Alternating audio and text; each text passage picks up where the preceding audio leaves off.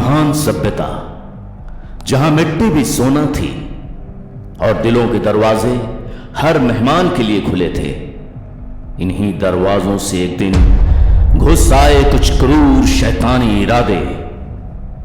हिंसा और अत्याचार के सामने जब घायल हो रही थी हर आत्मा, तब इस मिट्टी के गर्भ से उठ खड़ी हुई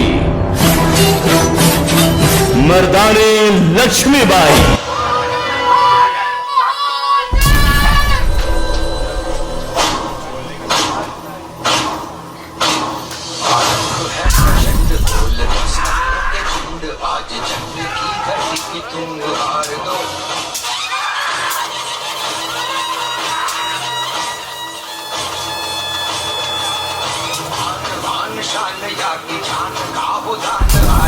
धनुष के बाण पे उतार दो, आनंद है प्रचंड बोले मस्तकों के झुंड, आज जंग की घड़ी की तुम दुहार दो। भगवान शान आज धनुष के बाण पे उतार दो, आनंद है प्रचंड।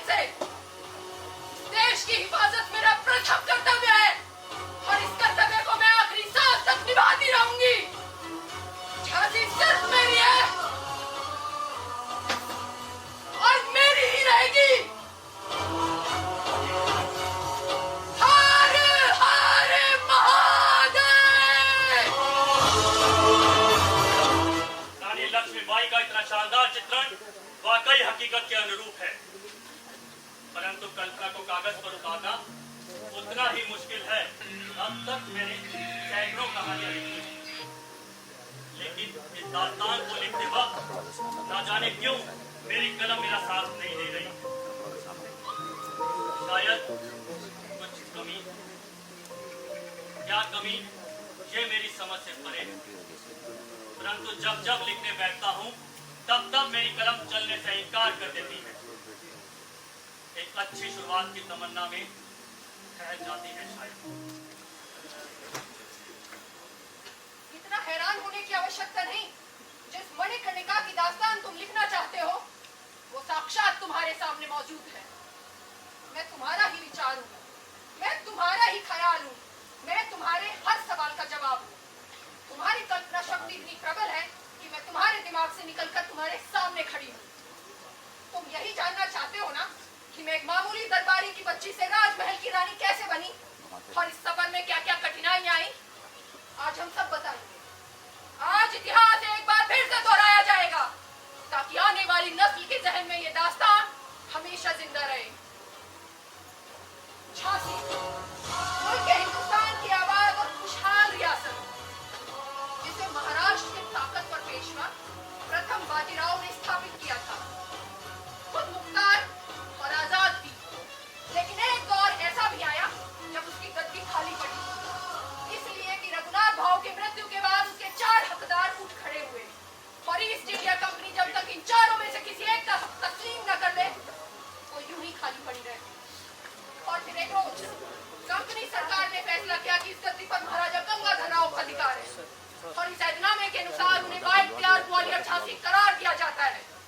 और अनुच्छेद 6 के तहत राजा गंगाधर राव ग्वालियर झांसी इस बात का इकरार करते हैं कि उन्हें कंपनी सरकार की फौज को झांसी में रखना होगा और उसके खर्च के लिए 2,27,458 रुपए सालाना आमदनी का इलाका कंपनी सरकार को देना होगा। लेकिन जब इस ऐतनामे की बात राजगुरु को मालूम हुई तो उनका खून खौल उठा।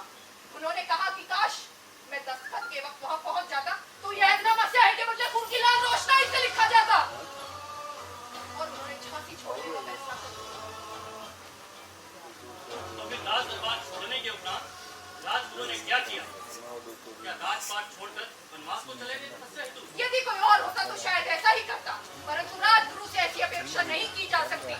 क्योंकि झांसी से वो अपने प्राणों से बढ़कर प्रेम करते थे। तो फिर क्या किया उन्होंने? वो पुनः झांसी को गुलामी की जंजीरों से आजाद कराने की जद्दोजहद में लग गई। वो कैसे? झांसी छोड़ने के उपरांत वो बिठूर पहुंचे। वहां उन्होंने देखा एक छोटी मासूम बच्ची जिसकी उम्र मुश्किल से 8 या 9 वर्ष की होगी, बहुत ही निडरता के साथ अंग्रेजी सिपाही को डांट फटकार रही थी। राजगुरु उस पेशवा से मिले। उस बच्ची के बारे में पता किया तो मालूम चला कि पेशवा के अदरा से सेवक मोरपंत की पुत्री छबीली है। राजगुरु ने पेशवा से मिलकर उस बच्ची की जन्म कुंडली देखी। वो देखकर चकित ही रह गए। बोले, ऐसी अति भाग्यशाली जन्म कुंडली तो मैंने आज तक नहीं देखी श्रीमंत। भाग्य में लक्ष्मी, ज्ञान में सरस्वती और शक्ति में साक्षात दुर्गा। और राजगुरु ने फैसला कर लिया कि इस बच्ची का विवाह महाराजा गंगाधर राव से हो। पिताजी ने बहुत समझाने का प्रयत्न किया कि महाराज गंगाधर राव की आयु 50 वर्ष है और हमारी बिटिया तो महज 9 वर्ष की भी नहीं हुई। क्या ये विवाह धन के विरुद्ध न होगा? पर राजगुरु ने समझाते हुए कहा, तुम्हारी बहू का विवाह भोग विलास के लिए नहीं बल्कि देश के लिए होगा। तुम देखोगे कि दुल्हन के घूंघट में देश की आजादी छुपी हुई है और तुम देखोगे कि सुहाग की चूड़ियों की झंझनाहट तलवारों की झंकार में बदल जाएगी। इस तक को सुनने के बाद पिताजी इंकार न कर पाए। और इतिहास के पन्नों पर एक ऐसा गठबंधन दर्ज हुआ जो न पहले कभी हुआ था और न शायद भविष्य में कभी होगा। और इस तरह एक मामूली सेवक मोरोपंत की पुत्री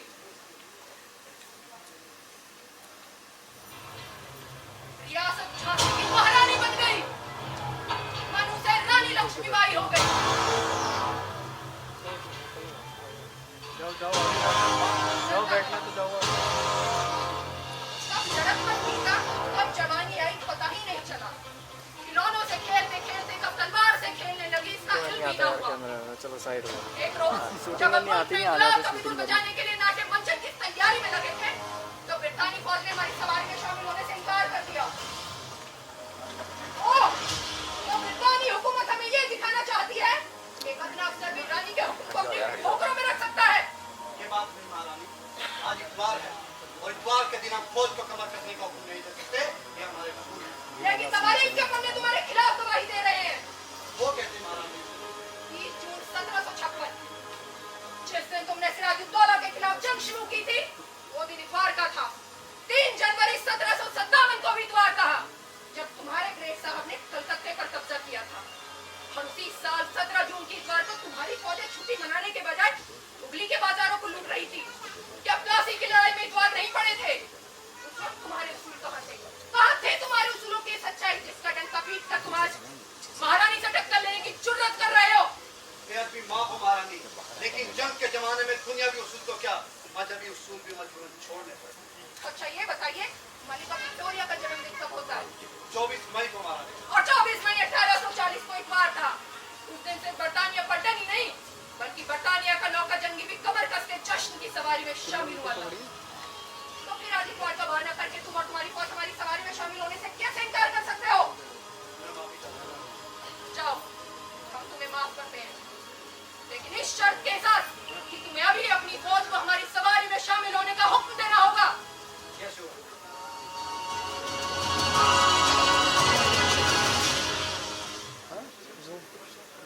वो पहली घड़ी थी जब ब्रिटानी हुकूमत झांसी की रानी लक्ष्मीबाई के तेवर से बरू। फिर वो दौर भी आया जब एक महारानी को मां बनने का सौभाग्य प्राप्त हुआ, परंतु किस्मत को कुछ और ही मंजूर था। चंद रोज की बीमारी के बाद नन्हा राजकुमार इस दुनिया से चल बसा। उसके जाने का गम महाराज बर्दाश्त नहीं कर सके और इस दुनिया से चल बसे। एक तरफ नन्हे राजकुमार का जाना, एक तरफ महाराज का और तीसरी तरफ बाकियों का सर उठाना। हमें यूं लगा जैसे हम पर एक साथ मुसीबतों के पहाड़ टूट पड़े हों। हमने बगावत को रोकने के लिए ब्रिटिश मुखालफत के बावजूद युवराज दामोदर राव पर राज तिलक कर दिया। लेकिन जब इस फैसले की खबर ब्रिटानी हुकूमत को हुई तो वो इस कदर बौखला गई कि उसने हमारे खिलाफ फरमान जारी कर दिया।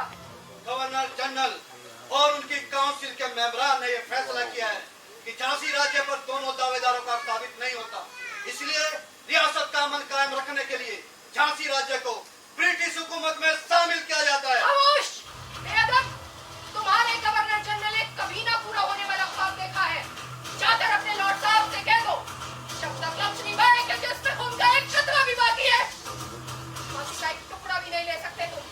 और अगर किसी में हिम्मत है, तो आजमा कर देख ले। मैं अपनी झांसी कभी नहीं दूंगी, किसी को नहीं दूंगी। जान के मान चाहते हो तो भी और इसी वक्त जा सकते हो।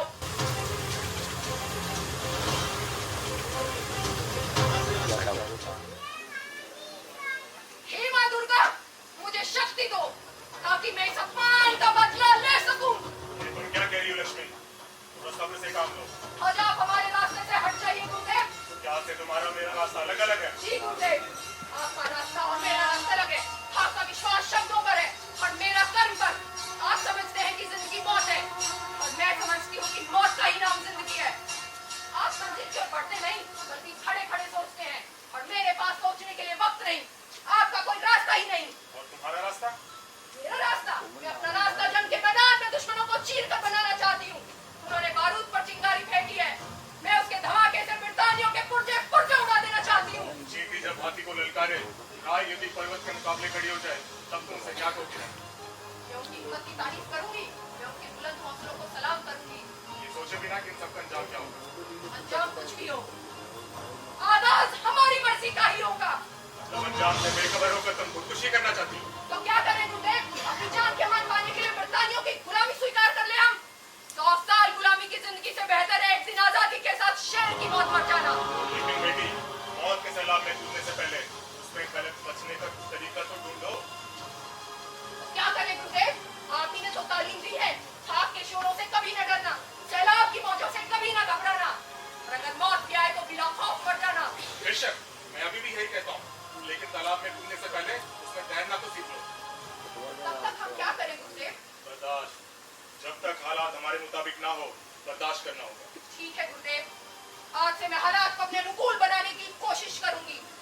पर आज जो आजादी का बिगुल हमारे दिलो दिमाग में बज रहा है, उसने हमें फतेह मिले या शिकस्त, लेकिन हमारी आने वाली नस्लें यही कहेंगी कि विदेशी ताकतों के सामने सबसे पहली तलवार जो उठी वो झांसी की रानी लक्ष्मीबाई की थी। तो क्या फिर आपने बरतानी हुकूमत के खिलाफ ऐलाने जंग कर दिया? नहीं, सिर्फ ऐलाने जंग की तैयारी, क्योंकि दुश्मन की हुकूमत सिर्फ झांसी के इर्द गिर्द नहीं बल्कि दुनिया के हर एक कोने में थी। उससे मुकाबला करना आसमान से सितारे उतारने जैसा था। लेकिन राजगुरु के अथक प्रयासों से सभी अंग्रेजों के खिलाफ यलगार को तैयार हो गए। मुल्क के तकरीबन हर एक सूबे से आजादी की आवाज बुलंद हो गई। मुमताज महल हो या बहादुर शाह जफर, सभी ने कमर कस ली थी। और फिर जंग की तारीख, दिन और वक्त तय कर लिया गया। 31 मई इतवार 11 बजे 1857। लेकिन तभी एक ऐसी घटना घट गई जिसकी कल्पना किसी ने नहीं की थी। 29 मार्च ब्रिटानी फौज का नौजवान सिपाही मंगल पांडे, उसने अपनी ही फौज के खिलाफ बगावत शुरू कर दी। कुछ हद तक अंग्रेज घबरा गए क्योंकि बागियों ने अंग्रेजों से बहुत सारे इलाके छीन लिए थे। उन इलाकों को वापस पाने के लिए उन्होंने और बड़ी फौज के साथ सबसे पहले झांसी पर हमला करने का फैसला कर दिया और इस फैसले की खबर हम तक पहुंचा दी गई।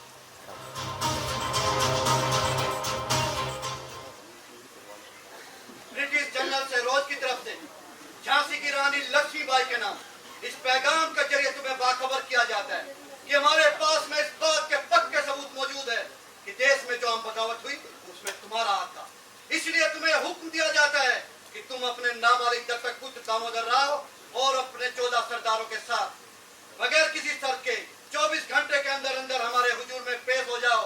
अगर मुकर्रर किए हुए वक्त के अंदर तुमने हमारे हुक्म पर अमल नहीं किया तो हम पूरी ताकत के साथ में झांसी पर हमला कर देंगे और तुम्हें जिंदा या मुर्दा गिरफ्तार कर लिया जाएगा। खामोश बेअदब! मेरी तलवार को म्यान से बाहर आने को मजबूर न कर। यदि ये बाहर आ गई तो याद रख तेरा सर तेरे बुलंद करूंगा।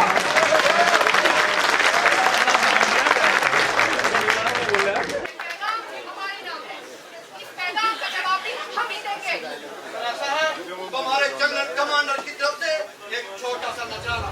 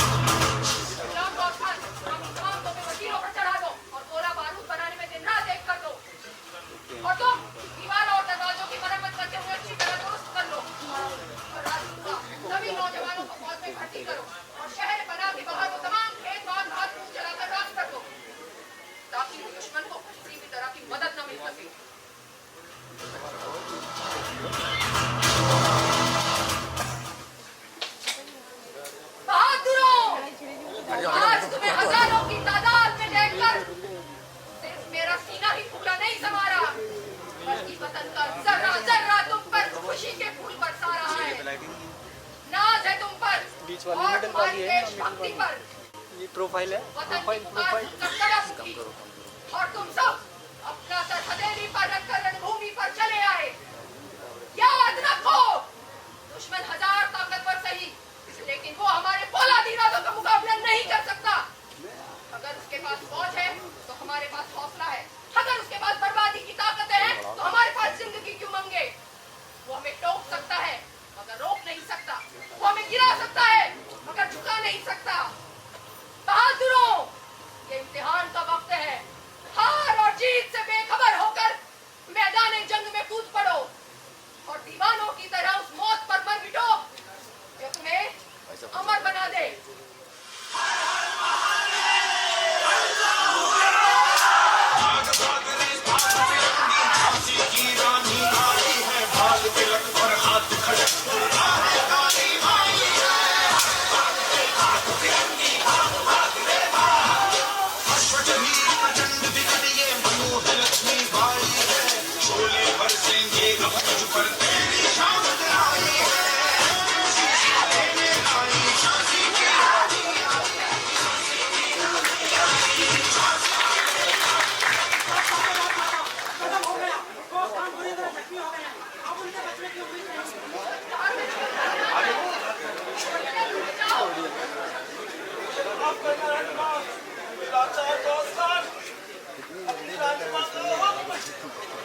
लड़ाई चल रही थी ना।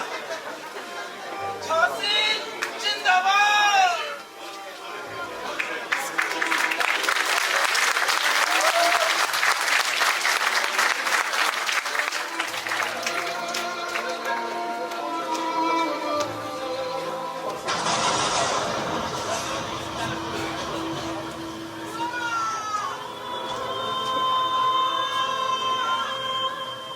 मेरी झांसी को अंग्रेजों ने शमशान बना दिया है। हर तरफ आग के गोले बरस रहे हैं। ये शोले पूरी झांसी को जलाकर राख कर देंगे। नहीं, मैं जीते जी झांसी को जलता हुआ नहीं देख सकती। जब झांसी जल रही है तो झांसी की महारानी क्यों बची रहे? चिता तैयार करो। राजगुरु, आपके हाथ में टूटी हुई तलवार आपके टूटे हुए हौसलों का पता दे रही है। तलवार के टूटने से बहादुरों के हौसले नहीं टूटा करते रानी, लेकिन तुम ये क्या करने जा रही? नहीं मालूम था बचपन में हाथी से टकराने की हिम्मत रखने वाली मनु, इनके की हैसियत में रहकर पहाड़ से टक्कर लेने का जज्बा रखने वाली लक्ष्मीबाई वक्त की ताकतों से डरकर यूं हिम्मत हार बैठेगी। पर हिम्मत कहाँ से लाऊं गुरुदेव? एक एक करके सारे जानिसार साथी बिछड़ गए। रात से वफादार बहादुर अपनी बहादुरी दिखाते हुए इस दुनिया से चल बसे। अब हिम्मत बांधोगे तुम किस उम्मीद पर? गालपी में नाना और राव अपने फौज के साथ तैयार बैठे हैं। तुम अपने बचे हुए बहादुरों के साथ तुरंत वहां पहुंचो और उनकी मदद से एक बार फिर से आजादी की जंग शुरू कर दो। आजादी, झांसी की आजादी। अगर ऐसा है गुरुदेव तो मैं जरूर जाऊंगी। क्या लगता है तुम? लक्ष्मीबाई किले से बाहर निकल गई। तुम फौरन अपने चंद सिपाही लेकर जाओ और उस औरत को जिंदा या मुर्दा वापस लेके आओ। रानी किले से तो निकल गई, लेकिन जंगल की फौजें नारी का लगातार पीछा करती रही। उन्हें कालपी छोड़कर गोपालपुर में रुकना पड़ा। इधर अंग्रेजों ने ग्वालियर पर कब्जा कर लिया और उधर राव साहब बजाय इसके कि रानी की बातों पर ध्यान देते, अपने मोर्चे मजबूत करते, वो रंगरलियां मनाने में अपना वक्त बर्बाद कर रहे थे। और देखते ही देखते अंग्रेजों ने झांसी से लेकर ग्वालियर तक लाशें की लाशें बिछा दी। लहलहाते खेत मातम बना दिए गए। हंसते खेलते परिवार मातम में डूब गए। और फिर वो समय भी आया जब अंग्रेजी फौज ने लक्ष्मीबाई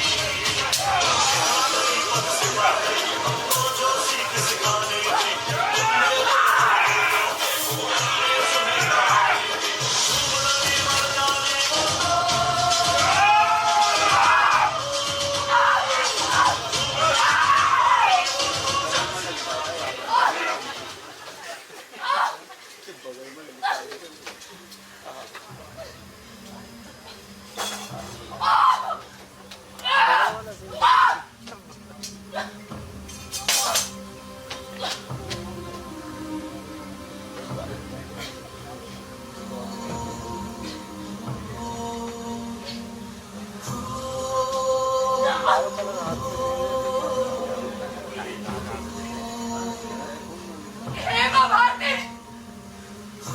मुझे क्षमा करना। मैं अपने प्राणों का बलिदान देकर भी तुझे जालिम ब्रिटानियों की गुलामी से आजाद नहीं करा पाई।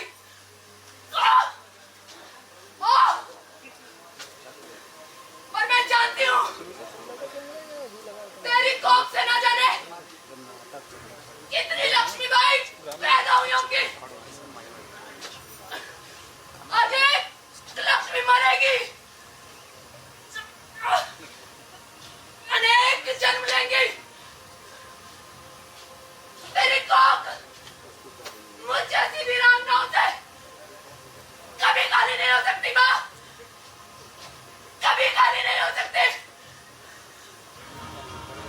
आज एक लक्ष्मी कुर्बान होगी, अनेक जन्म लेंगी।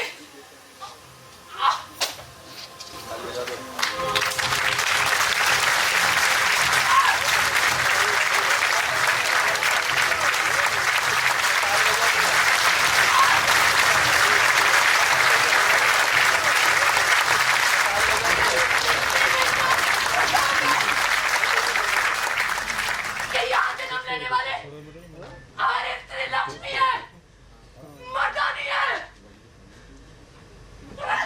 और आज नहीं तो कल तुझे गुलामी की जंजीरों से जरूर आजाद कराएगी, जरूर आजाद कराएगी माँ। हर हर महादेव।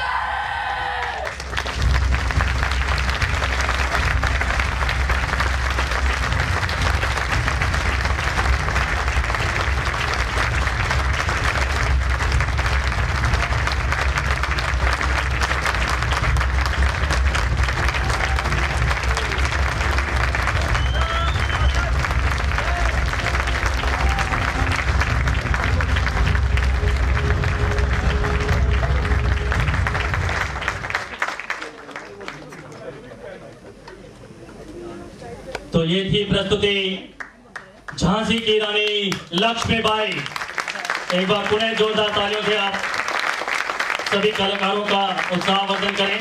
और मैं पूरी टीम को आमंत्रित करता हूं, एक बार मंच पर आ जाएं, मैं उनका परिचय आपसे करा दूं।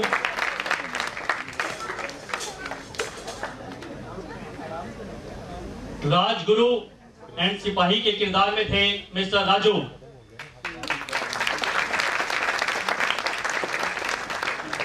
गौस खान और सिपाही की भूमिका निभाई सुजल ने। अंग्रेज सिपाही और सिपाही के किरदार में थे योगेश। अंग्रेज कैप्टन और सिपाही की भूमिका में थे रविंदर जलोटा। राइटर की भूमिका में मैं संजय भूटानी। और इस प्ले की थीम की मेन अदाकारा झांसी की रानी का रोल अदा किया है मिस कोमल।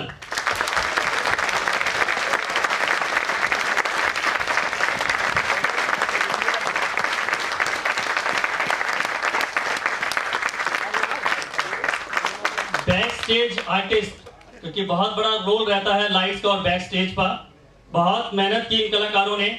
बैक स्टेज में जो हमें लाइट्स में हेल्प की, संतोष, पप्पू जी, निशांत, इनकी पूरी टीम। हम धन्यवाद देना चाहते हैं इंजीनियरिंग सेक्शन का भी, क्योंकि लाइट्स को लेकर बहुत उनके साथ मीटिंग्स हुई, बहुत कुछ अरेंजमेंट्स करने थे। धन्यवाद देना चाहते हैं योगेंद्र जी का, एजीएम आकांक्षा मैडम का, जिन्होंने निश्चित हमें कोऑपरेट किया। और अंत में कई बार क्या होता है ना, जब आप थिएटर देखते हैं, फिल्म देखते हैं, बैक स्टेज पे बहुत सारी चीजें होती हैं।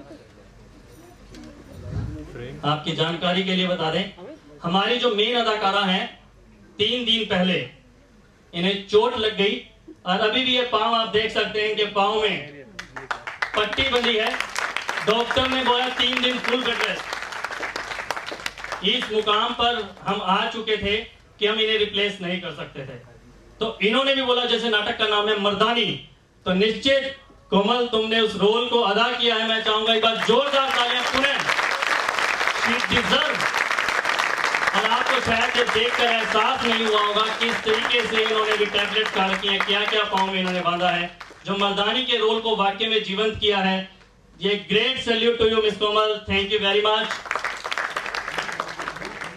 और जिसे कहते हैं कि यदि भी कोई भी नाटक बनता है तो उसके पीछे डायरेक्टर की भूमिका बहुत महत्वपूर्ण होती है। तो मैं आमंत्रित करता हूं जोरदार तालियों के बीच में डायरेक्टर नूर खान सर, आप आए मंच पर। आपके बगैर ये नाटक करना पॉसिबल नहीं था। एक बार जोरदार तालियों से इस नाटक के लेखक, डायरेक्शन, लाइट्स, कॉस्ट्यूम, जिसे कह सकते हैं सब कुछ, हम तो आर्टिस्ट के तौर पर हेल्प करते रहे, सीट पर काम करते रहे, लेकिन एक डायरेक्टर होने के बावजूद भी, एक राइटर होने के बाद भी, स्क्रीन करने के बाद भी सब कुछ आपकी बदौलत हुआ सर। एक बार नहीं,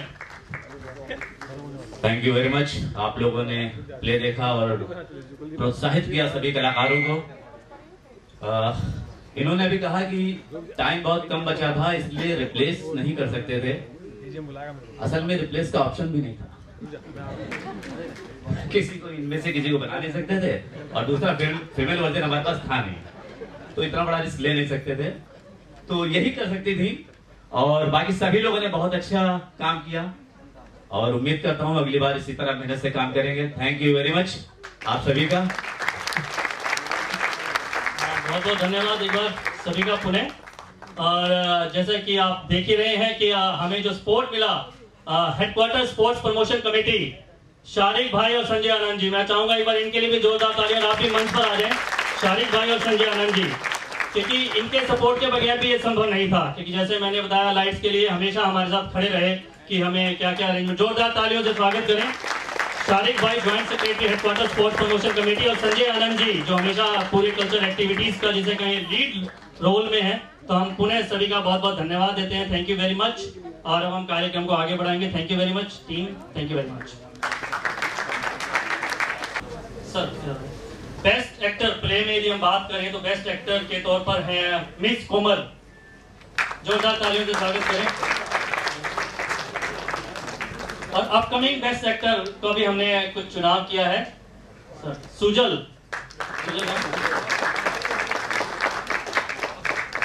गौस खान, झांसी जिंदाबाद, अपकमिंग बेस्ट एक्टर।